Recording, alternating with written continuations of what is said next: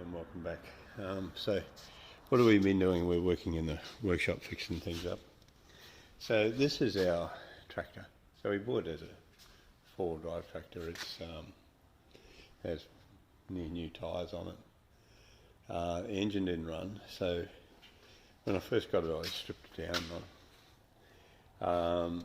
With it in the cab, I just lifted the cab up and I did the head, I did the put new piston sleeves, and I put a aluminium radiator in it, so that's out of an R32 radiator. I put a new alternator on it, and a few new things in here, a couple of hoses. But the poor little tractor was totally mistreated before. Someone welded all this up so I couldn't get any of that off, so this here has to all come off with the tractor. The hub wheels bearings fell apart, the hub fell apart when I got it, so I got off the tractor and off the trailer and just went to move it and the hub fell out of it. But we're doing the clutch on this, the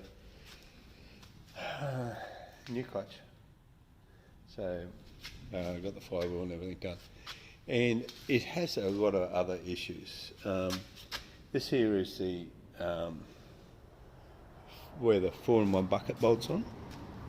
So on this one here, all it has is these 6 bolts down either side, and that holds the front of the bucket onto the tractor.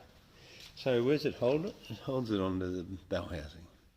What's the bell housing? The bell housing is part of the transmission. So the bell housing is part of the transmission. So what happens is that when you're using it, the bolts come loose, and when the bolts work loose, the whole lot falls apart. So as you can see here, the gearbox is cracked there. So that part there is cracked out of there.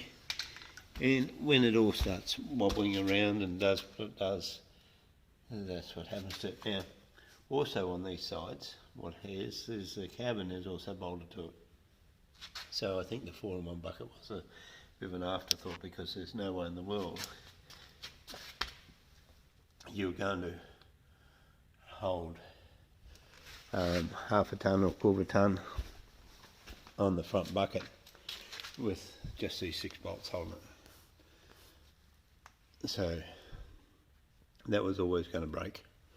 It was not a matter of if, it was when. So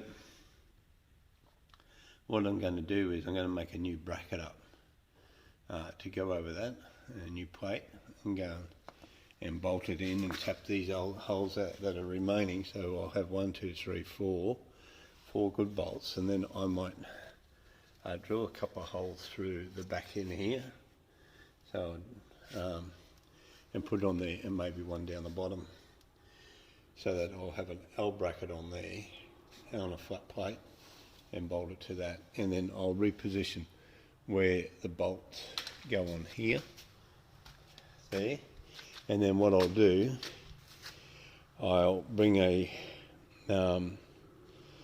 bar across the back of the tractor here. So I'll put a bar across the back of the tractor up here. I'll bolt it onto there as steady, and have it bolted on here, so that there is additionally bolted to each other, so it has a more solid frame.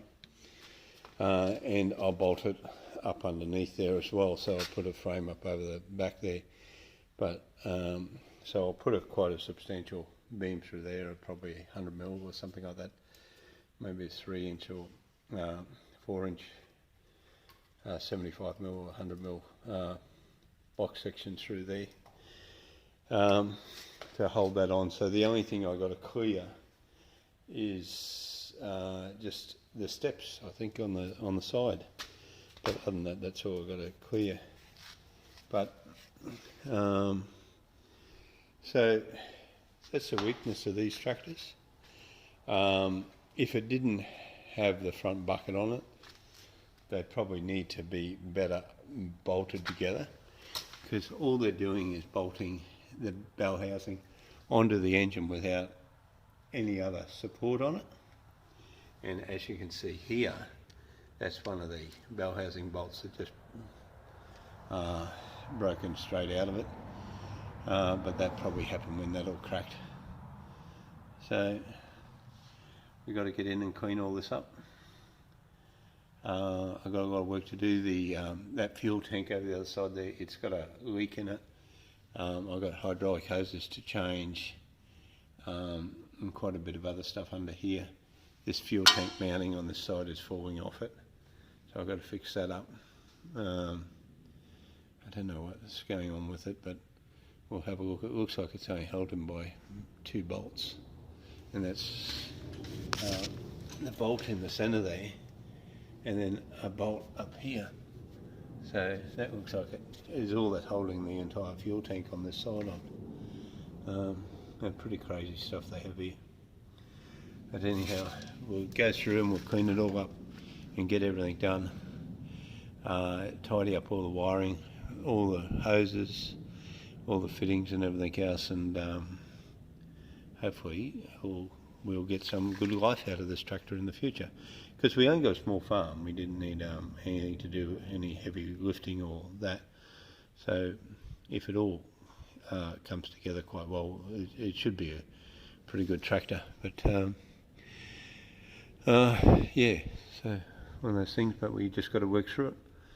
So hope that helps you if you're thinking of buying a Chinese tractor. This is all that holds the front bucket on, there's that side, and on the other side you can see here, that's the cab mount. It goes onto the bell housing, and there's nothing holding it forward of that. Like, there's no additional mounting onto the engine. So one of those things that we'll have to look at and fix. It looks like they had a problem over here before, and they put this front plate on here and cut that out.